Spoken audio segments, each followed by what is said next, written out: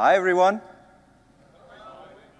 So I know many of you have been enjoying the conference so far, especially probably the attendee party last night.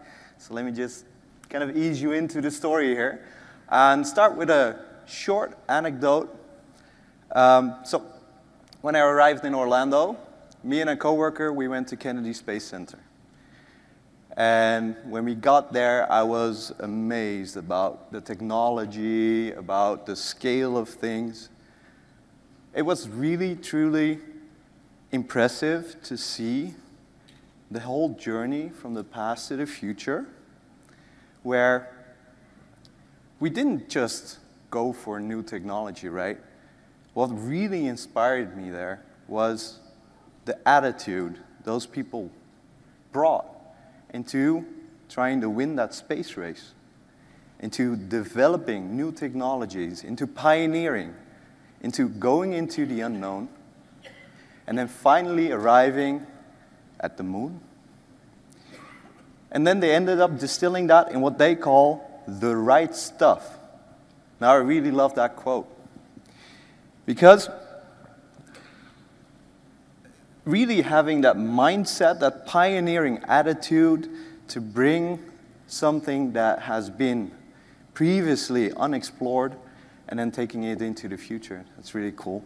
So, my name is Paul Hebrechts, and today I will be sharing you how to get to a modern workplace using the right stuff. Welcome to my session. So today, what I really want to convey is these key takeaways. I really want to convey what a modern workplace is. I want to take you on a journey in what kind of technical solutions we have today and in the near future. I want to show you how to leverage a new approach that I think is required to actually land that successful modern workplace, and how you can help your organization or your customers truly achieving a modern workplace. So let me guide you based on a true customer journey. So a lot of the stuff you'll see is stuff I actually went through with some of my customers.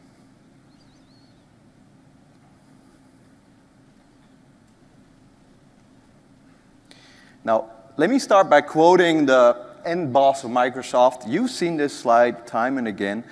And he's given us a very bold mission statement, and one that, if you think about it, it's not only very powerful, as it states we need to empower every man, woman, and child on the planet to, but we also need them to achieve more. So we're going beyond, right?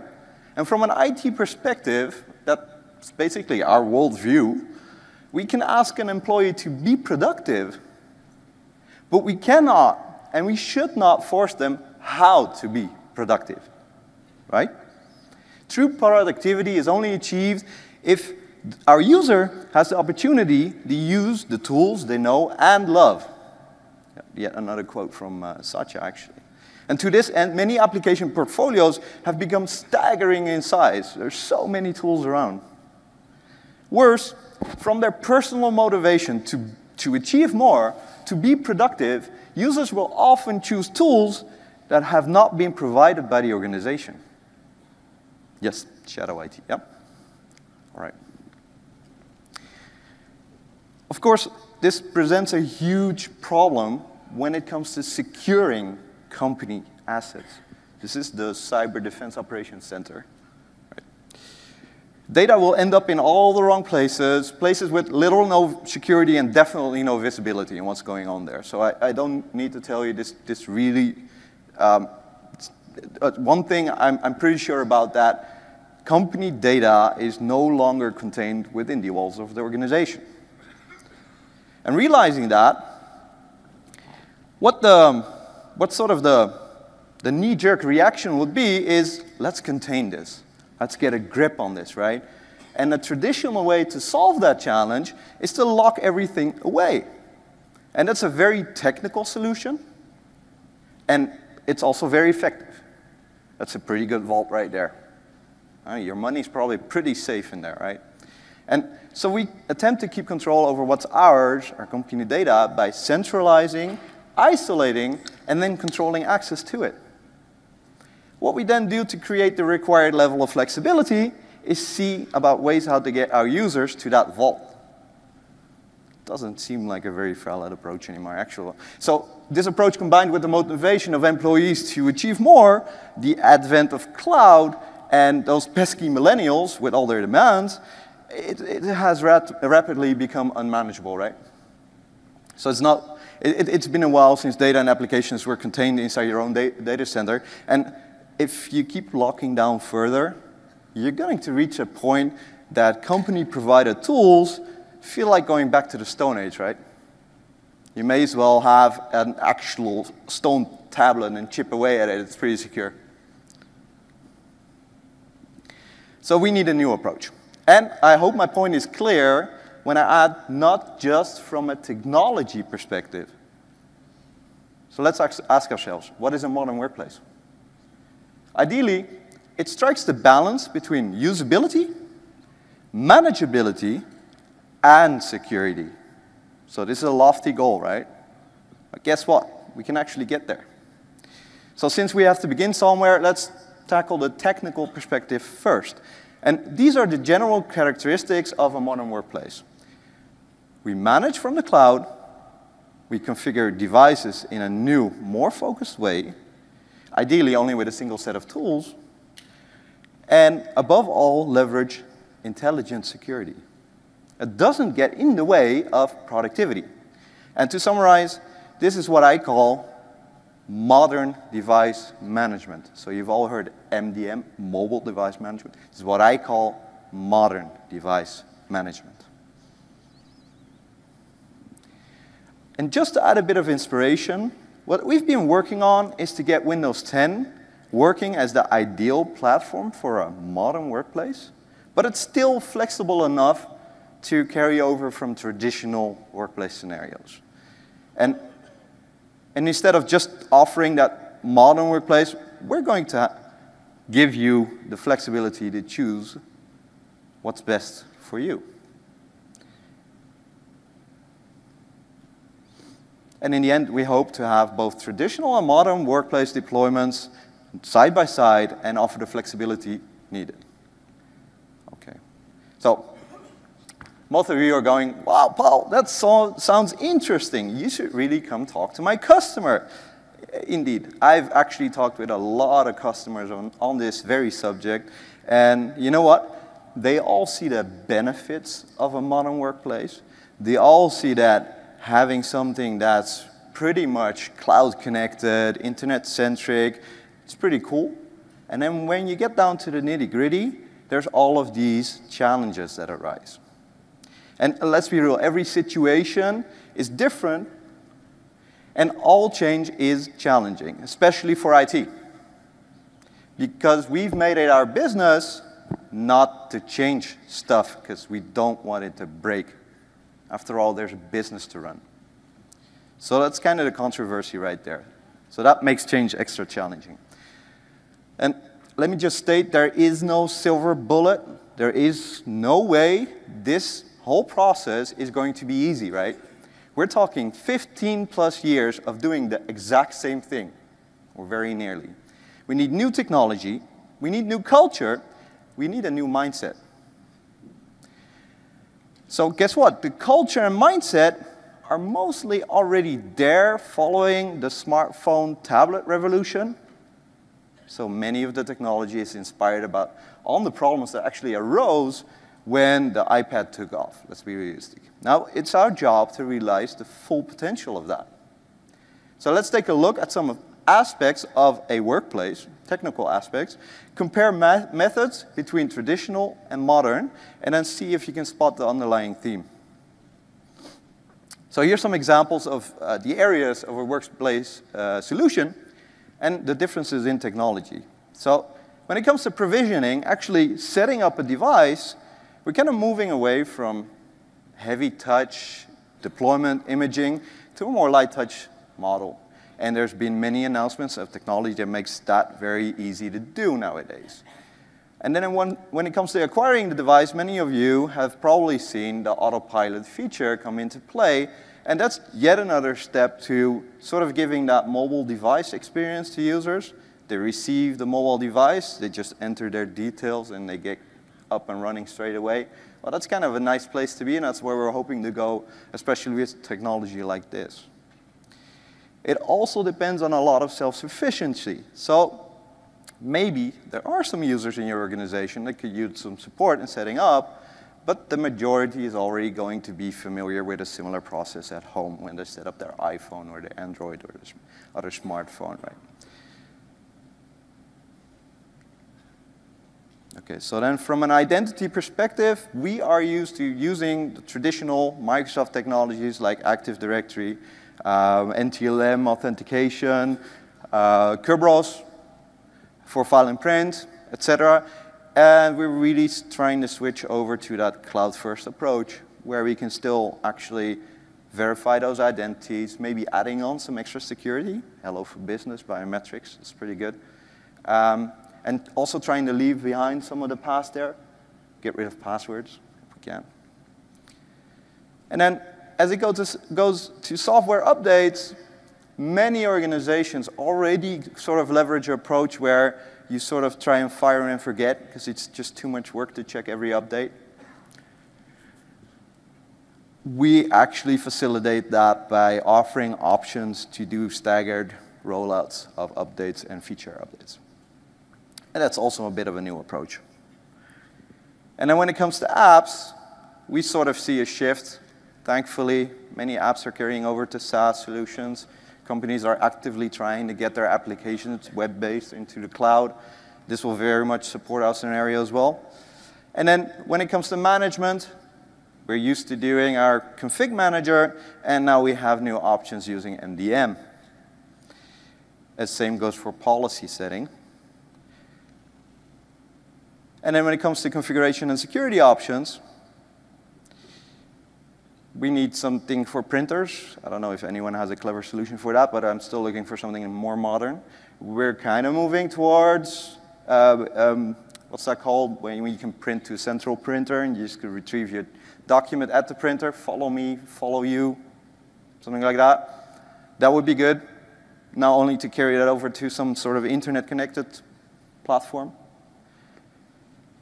And then file-wise, because this is a major problem actually, if you want to go to a more flexible approach, you're going to have to be able to access your files anywhere. We offer the technology to do that as well, right? So online. But it is a key aspect of a modern workplace. And then when configuring applications, we're used to doing everything for the customer. So try and move a bit more over to self-service, not have too many settings to do, have web-based applications where you don't need any configuration. Because that's pretty much where you get down in the nitty-gritty. You need to do a lot of work. Okay. Same goes for user preferences. We used to do roaming profiles. We all had the nightmares. Now it's time for do something new, right? And then when it comes to access control, we sort of have to move away from a perimeter-based approach to a different approach, which is mostly based on identity and securing your data. Let me just say there, at the end of the day, if you are able to get your users productive and secure your data, you've done a good job.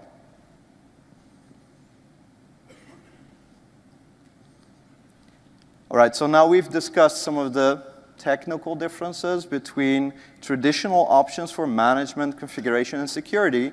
So now let's talk how exactly those options seem to define the workplace solution we end up and that we deploy for our users. See, I think many organizations actually deploy what they can, not what they need. Let me state that again. They deploy what they can and not what they need. Would be so good if you could just deploy what your users need. Wouldn't that be a good fit? Let's see how we can get there, yeah? It's all about finding the right mix. See, if we take a closer look at the components that make up a workspace, and please don't go into the nitty-gritty of the technology here, because we've sort of covered that, we see the classic pattern. This is pretty much ubiquitous. We know this. It's Windows 7, Active Directory, client-server apps, Win32, traditional file server storage, etc. It's pretty much very clear and concise pattern there. Same stuff we've been doing for 15 plus years. So the step we really want to take is leverage the full benefits of a cloud-first, mobile-first workspace. Some people call it internet-centric. It kind of looks like bring your own dilemma, BYOD. But it's not really that. And what we're currently doing, what I see happening a lot with my customers, is that we try and add cloud technology, cloud solutions to our classic workspace, and then we call it hybrid. And hybrid works up to a point. Yes, you can pretty quickly leverage some of the cool new cloud stuff. You can use OneDrive for Business. Pretty cool, very flexible. You can add Exchange Online. Now, for those who have tried to add Exchange Online to VDI, know that that might not be the right approach right there. And we also try and sort of flexibilize, is that a word? Yep. Our applications in order to not have that dependency on installers and layers, so we try to virtualize, etc., which is a good thing, because I think that's one of the prerequisites to move further into the future. But it's not quite it. Where we want to be is something more modern than that. And you can have all sorts of variations on these themes. At the end of the day, what you need to do is think about what is really required. You can do 60% of this technology, still have a good one. You can mix and match. This is not a clear pattern. It totally depends on your regulatory requirements, security needs, your users' mobility, etc. So the message here is, try and talk to your users. Because eventually, I think we're heading this way, into the future. And in the future, probably everything's cloud connected, right? Internet connected. Maybe you don't even have data centers anymore. Who knows? I think for many organizations, for some of the user population, a modern or future workspace is already achievable. It's already there. And the only thing you need to do is rethink how to provide a workplace to your users based on your users' need. Because this is where it all goes wrong. All of a sudden, there's so many changes in technology and approach. There's all these challenges in infrastructure, devices, purchasing, deployment, applications, data, security. The only thing that I can say is, please, do not attempt to migrate. Obviously, there's going to be some form of migration, but my point here is really, don't try to move that hybrid workspace to modern just by adjusting it. You're not going to succeed. You're going to get stuck in so many challenges because you're still in that traditional pattern. So take a good look at your users, and instead of finding out why you can migrate your workspace from hybrid to modern, try and find out which users you can migrate. So put your users on a modern workplace. Don't migrate your workspace, migrate your users. Often a substantial part of your current user population is very happy with a modern workplace because it's flexible. They only have the stuff they need. They can use tools that they like. And you can make those people happy and productive. In fact, those very people will become your ambassadors to spread the word in your organization. Look at this workspace. Look at how productive I can be. You're going to gain momentum. And then that 20% of your organization that's always complaining, they want stuff to stay the same, they're going to have to follow suit eventually, right? So I see this as a strategic gap. Don't go for a one-size-fits-all approach is also the message here, right? So you're not gonna be able to just do one workspace for everyone. That's not gonna work. You can standardize a lot. You know, the base workspace would be the same. Yes, definitely. But you wouldn't put everything on the box for all users. You need to scope that out. Okay, so now let's get realistic. There's definitely still a technology gap that we're trying to overcome here. Because between the hybrid and the modern, there's certain concerns around manageability, connectivity, security. Thankfully, us at Microsoft, we've really been working on ways to bridge that gap using technology. So allow you to have a smoother transition because many complex organizations, many complex applicative organizations, you're going to need to have some help there. You can't do it on your own. You're going to hit a wall eventually. And to try to break that wall, we've actually thought of, well, a lot of tools actually, but I just want to show you one today that will help in that journey. So what I'm going to show you is the Mobile Device Management Analysis Toolkit, or MMAT, which probably has been demoed for you somewhere this week as well. So I'm not really going to go down into the technical details of what it does. I'm just going to use it to illustrate my story here. I'm just going to use it to support my story right here. And hopefully you'll soon see why. Okay, let's see. Let me log in this and then switch over.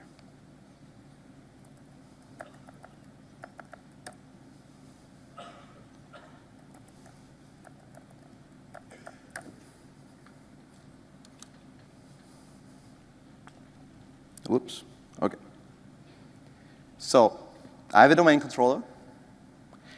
And it's fairly virgin domain controller. There's not much going on there. But what I want you to take away from this is I have two organizational units, one for devices, one for users. And my domain user is in there somewhere, off to the right. Should be pretty visible. Not much to see there. And then I have a device, which is in that OU. Switching over, what we see here is our policies. And what I've actually done to prepare for this demo, I imported the Microsoft Windows 1703 security baselines. So this is pretty much the stuff that we tell you to do for the sake of security on domain-joined machines. Please take that as your reference point, on domain-joined machines. Pretty soon, I hope you realize that the challenges of a domain-joined PC aren't necessarily the challenges of a modern workplace. So we have these security baselines in place, and there's a lot of IE settings in there. For example, let me just show you, this is just the user side of things. Let me just get this one open. Many policy settings, and I'm definitely not going to show you all of them, but many policy settings around protecting from the big bad internet. That's quite a lot, right? It's big.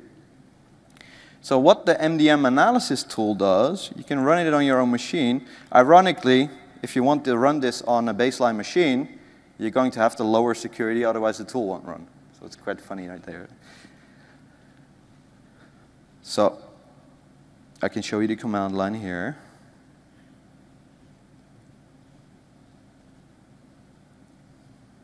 There we are.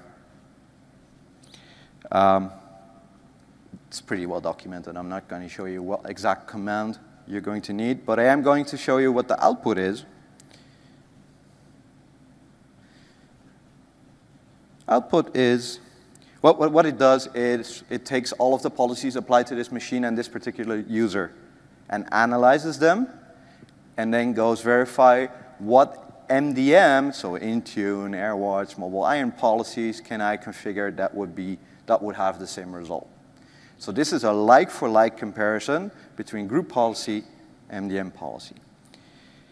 So it generates this HTML file, and this looks like this.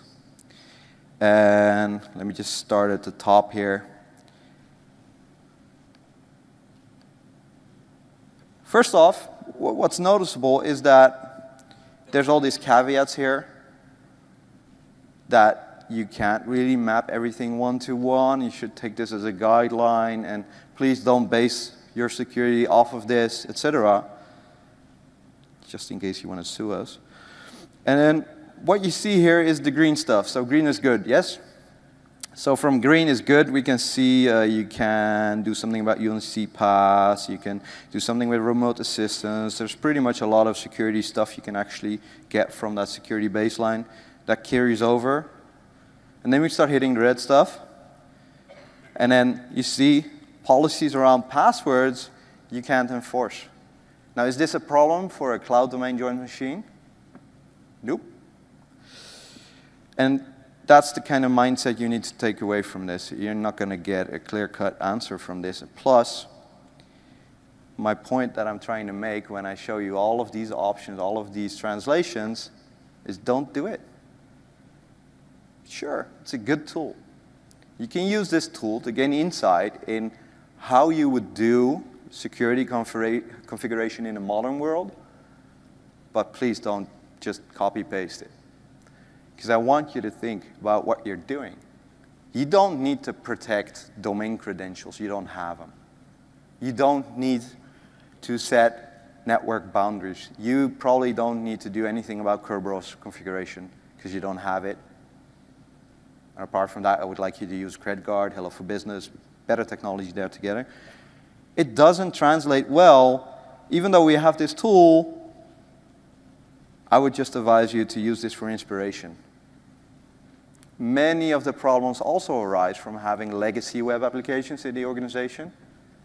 Instead of just doing the same thing again and trying to configure endpoints so they can actually work with those and it's secure, please try and do something about the application. There's many technologies that can assist in that. You can actually leave your web applications as they are and then find a different way of publishing them that would add an extra layer of security. And I'm talking, for example, about Azure Application Proxy. It's a great technology. It will not only proxy, it will also do authentication. And guess what? There's no holes in your firewall for that either. So that's pretty secure right there. Try and look at these alternatives. And then just looking forward at that whole policy space, the MDM space, I would also like to emphasize that there's already so much out there. I see my customers getting stuck. I can't do this, I can't do that, I can't do that. But the list goes on and on of the stuff that you can do. I think we have around 80% coverage, and that might just very well be enough for your modern workplace. So Internet Explorer policies, we just saw a lot of those. We do actually, I'm just going to scroll here. This is in the documentation. We have so many of those for MDM. It goes on and on. Point your attention to this. What's new in 1709? Well, look it up yourself. It goes on and on. A lot of policy settings. I have mixed feelings about this, by the way. I truly support the viewpoint that you want to be able to offer the same level of control, security policies on a modern workplace as a traditional workplace. And this is all very well and good, but I really want to have people think about security. So instead of just layering on the same security set, look at what your users need, add applications, and then start securing those one by one. Guess what? You're going to get rid of a lot of legacy stuff that way. Isn't that ideal? I know it's kind of a process, but I think the outcome is much, much better than what we're doing today. Okay. Let me just cut back over to the presentation here. Here we go. So we've seen that many policies focus on older technologies, like IE, Internet Explorer, we saw there. And when it comes to a modern security approach, if you choose to ignore my advice and migrate anyway, you will run into exactly the problems I mentioned earlier. You're going to get stuck. You're not going to be able to do a one-to-one. And so your traditional approach doesn't quite fit, but you know, didn't I tell you we're not migrating, right? We're building a new workspace. So what about security? If you're not adding any of the old stuff, what's the new stuff? Well, let me tell you. So you're going to go from fully locked down and reliant on endpoint protection and over 3,600, I think, security policies today to targeting your security, making it transparent for the user in those places where it really matters. So on the identity, on the data, and on the device. Not on the network. Where's the network? I'm going to assume you're going to be internet first. And you can definitely put stuff on your network. You can definitely still use firewalls and proxies, etc. I just want you to adopt that mindset. Your data can be anywhere. Your connections can go anywhere.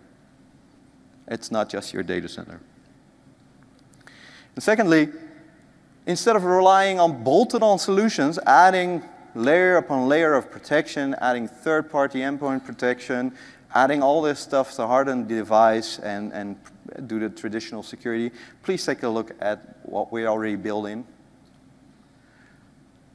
Main advantage of built-in security being, well, firstly, it will just stay there and keep working even if you're doing update after update after update. It's pretty robust. It's right in there.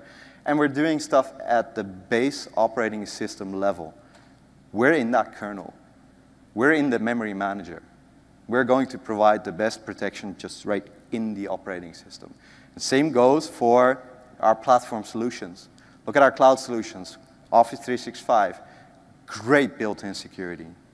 And the stuff that you can layer on, that's the advanced stuff, that's actually targeted towards user behavior more than attacks. It's partly advanced cybersecurity attacks, but the other side of it is actually protecting users against themselves, accidentally leaking data, oversharing information.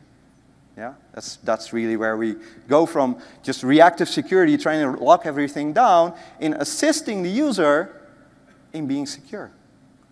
And guess what? We can't do that by locking everything down. We can do that by facilitating them in that journey. So we're going to base security not off a network perimeter. We're going to focus on identity that gives us many, many, many insights into what that user account is actually doing, which is useful.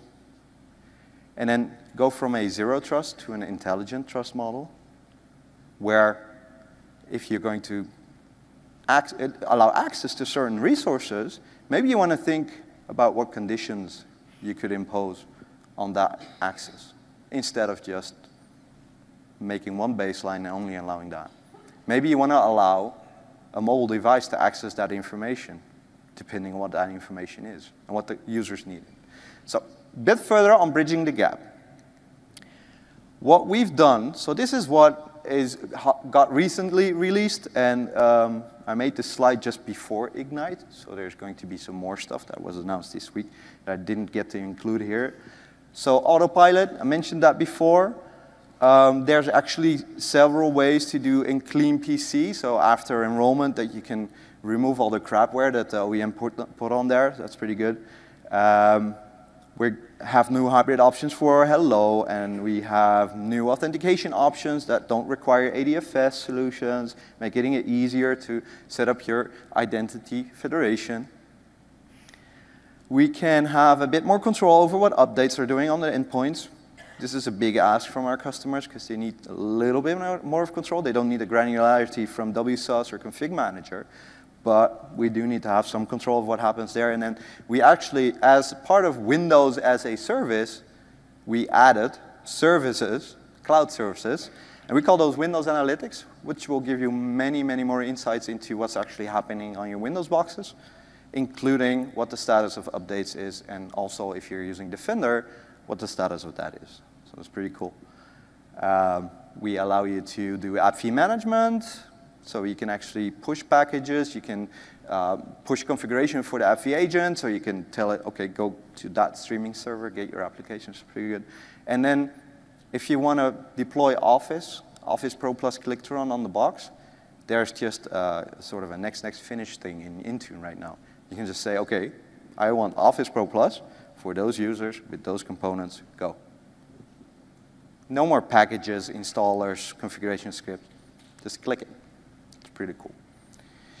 And we're continuously improving our portaling as well. And then we're like I just showed, we just added so many new policy options that are really going to help there.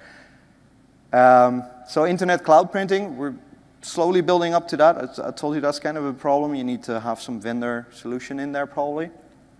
And then we have Windows information protection, which is continuously improving, which is our sort of accidental data loss prevention. Just putting a small fence around the device so the users just work inside of a sort of a fence really, where you define which applications and which business locations they can use. As long as they stay within the fence, nothing happens. That's pretty cool. So no security or low security, at least no visibility for the user, as long as they stay within the beaten path.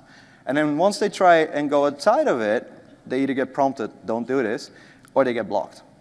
At the very least, that attempt gets audited. So that's really a good way to prevent them to, well, tweeting the year reports or, you know, posting their stuff on Facebook and putting files in Dropbox when they should be using OneDrive.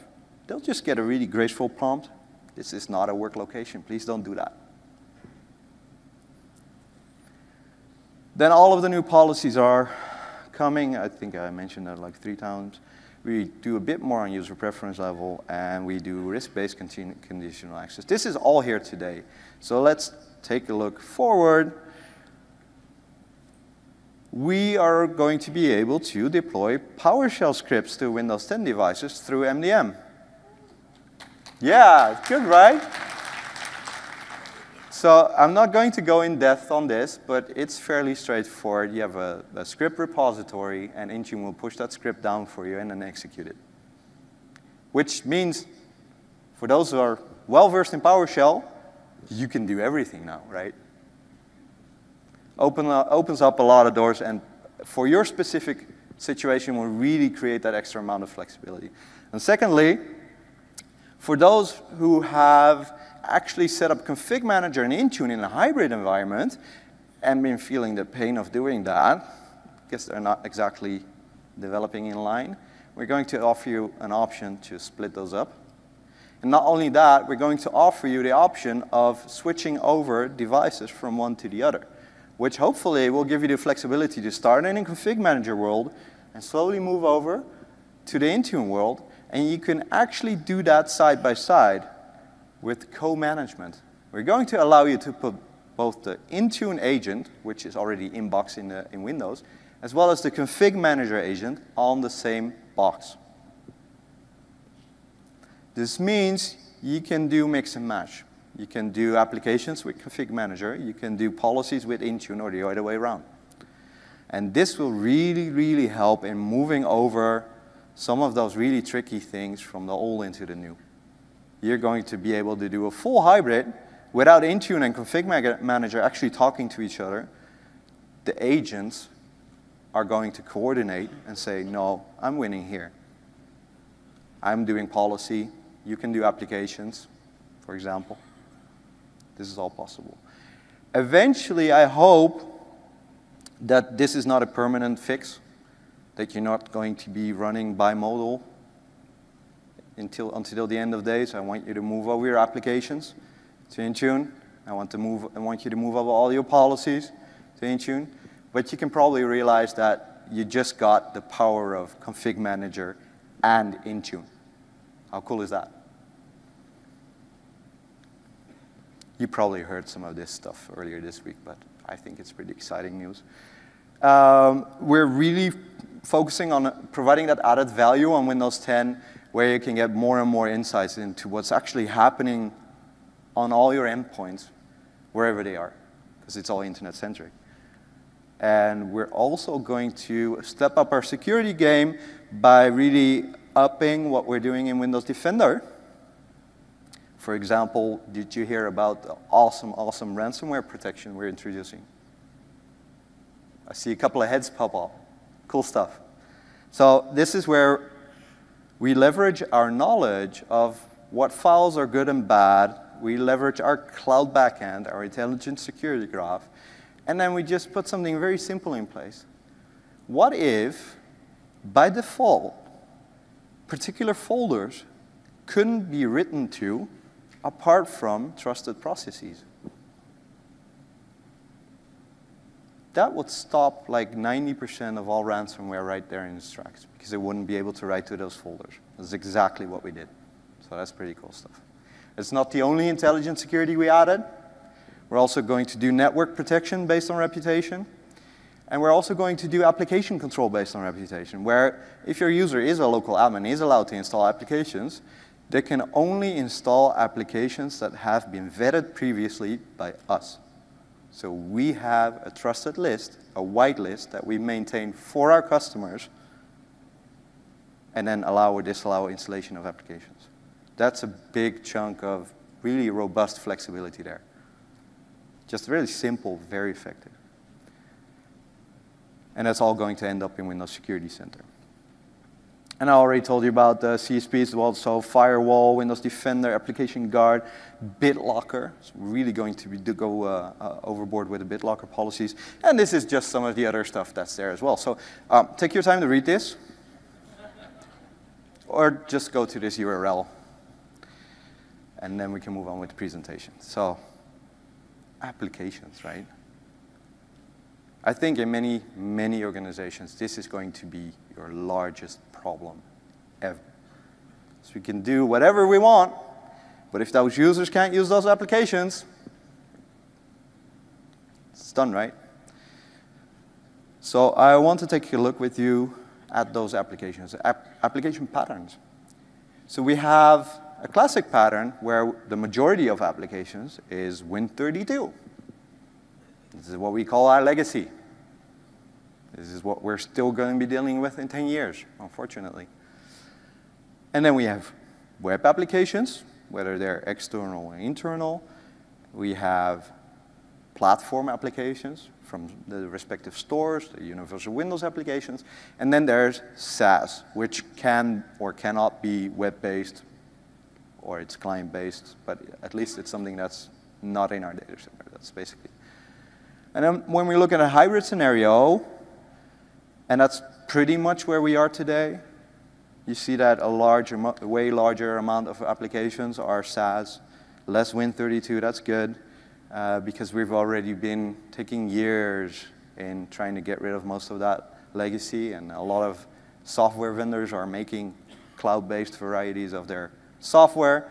And if we're modern, we really want that chunk of Win32 to be a bit less, because that's where the pain is. I can publish websites. Anyone can publish websites. We can do it securely. We can add identity protection. We can add multi-factor to it. All of the tools we have available right now are perfect for web applications. So this is where the focus is. And then in the future, let's get rid of Win32. Let's do it. Yay, yay. Yes, yes. Woohoo! But many of you probably still have over 60% of Win32. There's organizations that are way, way higher than that. So what are we going to do with that? So I'm just really, from a strategic perspective, trying to show you a bit of a progression. So this is based on my customer experiences. This is where we try and redevelop our applications, or actually try and get them more flexible. So it's a movement. Not all applications are going to be suitable. Sometimes you just want to go for the SaaS variety, yay for you, but it's much better, but it's not always feasible. And what we really do is match the users to application requirements. So please take a look. What do we need for that user? What can we do for that set of applications for that user in order to bring that into a modern workplace? So again, taking the user perspective. Well, what you see here is sort of the traditional pattern. We have a bit of SaaS in the mix, and or not, or maybe for MDM purposes, for example. And then the rest is on-prem, and we're doing Citrix, published desktops. Pretty much standard pattern. Sometimes you don't do Citrix, sometimes you do. The clients are in the middle. And with the advent of Citrix, you're already pretty flexible in a way that you can support multiple platforms anyway. But I think the next step should be trying to take advantage of whatever there is there on PaaS. So Azure Active Directory, Azure SQL Database, stuff like that. It's pretty straightforward. You can already get a lot of applications on there. I think that should be your first step. Many of my colleagues try and do the progression where you go IaaS and then try and rework your application. Do that, seriously. But if you have those problem applications and you're trying to find a solution for those, maybe for a couple of years, maybe the other way around might be the better approach. For example, try and segment stuff, put some stuff on IaaS. So in a modern scenario, you can put some of those workloads, you can run them in IaaS, they're still in a VM, they're still secure, but hey, you got the flexibility to just turn them off when you're done with them, right? Also, you have all these cool technology right there in order to publish those applications. And then maybe you want to go to Exchange Online, SharePoint Online, so there's definitely SaaS in the mix here with a modern scenario. And then maybe, instead of publishing full desktops on Citrix, why don't you publish applications? It's been around for ages, in fact. For the people that remember Program Neighborhood, that's how it all started, right? Let's go back to that. It was nice and simple, right? None of that profile management and all of that stuff around it. IOPS, SANS.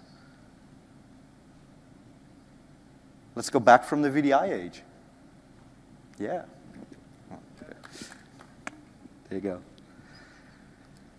And eventually, I think the main goal should be is to get rid of that stuff altogether. It's a pretty lofty goal, but in the future, maybe you don't have on-prem servers anymore. Maybe you have completed that journey into the cloud, and that there's just a smattering of published apps. And maybe you're going to want to run those published apps on Azure as well. RDS 2.0, RDMI, the new versions of RDS, Citrix Cloud offerings. That's a pretty good destination for all the applications that are left over after the big purge. So what I'm trying to say is, please don't do the one-size-fits-all approach. Yeah? It's not an either-or decision, but it's IT where you can pick the solution that is best of unique business needs. You can mix and match as needed for the best results. You can do hybrid MDM config manager. You can go in between. You can do a form of BYO. Guess what? You already have the tools for that if you're doing modern workplace. You have all of the options to do BYO as a part of your workspace concept. The only thing you need to do is really think over what is it I'm actually trying to provide my users. And that's the best way to get to the end station. Also, think big. Think future, right? Think all of the way to that future workspace. But start small. And start now. If you're not already doing this stuff, and you're still on Windows 7, you have now 580 working days to get to Windows 10 before you run out of support. Doesn't sound a lot to me, actually. 580 days. So support ends in 2020, but it's January 2020. So you don't have 3 years, a little over 2. Get that sense of urgency, use it in your organization, inspire people. So let's talk a bit about what kind of journey. How would that progress over time? How would you get from where you are today into that future workspace, right? Where I hope by now you all want to be. I think today we're pretty much in a classic situation. I think tomorrow, literally tomorrow, we're in hybrid. Many of you are already there. I think next year is a good target for modern. And in 2020, I hope at least a large amount of users already in future. This is a lofty goal. But if you don't put that dot on the horizon, if you don't try and achieve that modern workspace, you're not going to get there. You're just going to get stuck in what you're doing over and over again. Unfortunately, I have seen this happen where the aspirations were here, but due to all of the uncertainty, time pressure, etc., internal organization, people ended up doing hybrid. or a hybrid 2.0, or still got stuck in there. It all depends on that application mix as well. There's a strong relationship between what you can actually deploy and what's there from an application perspective. And you're going to have to work on both sides at the same time. So you're going to have to develop your workspace concept, starting small, working on those applications, and you're going to notice you can add more and more functionality to your modern workspace that way, and eventually have a very rich experience for your users, primarily based on SaaS applications. So next year, hopefully it will look a bit more like that, and then you see sort of the percentages of what your population looks like, what kind of workspace you've assigned to them.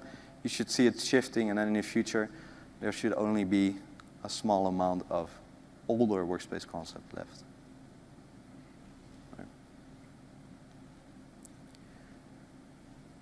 So,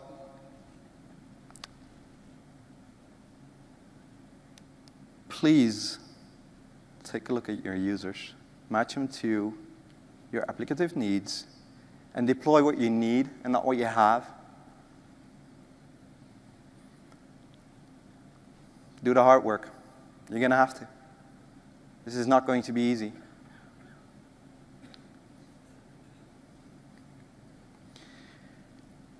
Go with the low-hanging workspace fruit. Start with those easy targets. You probably already have them in your organization. These are the salespeople. These are the people that just do CRM and Office 365. Ideal candidates. Just go there. Go there. Put a good concept there. Build on that. Don't go one size fits all. It's a journey. You know what? You don't need to invest in additional infrastructure to get here. You can use cloud services. You can add licenses. Add them as you go along. You don't need to invest up front. This is going to help you in starting small. You can actually get a really, if you're doing a business case, base it off 100 users and get ROI within half a year for that. Easily. So your project costs are going to be low. Your investment costs are going to be low. This will help you convince the rest of the organization. And then, please use your support options. We're there for you. We have so much documentation. We have so much clever people that can help you out. It's amazing. You just reach out if you want to know more about that. And finally, so, Paul, where are the product slides? Well, here you go, product slide. With that, I hope you had a good time with me. Thank you very much. And if you have any questions, please approach the microphones.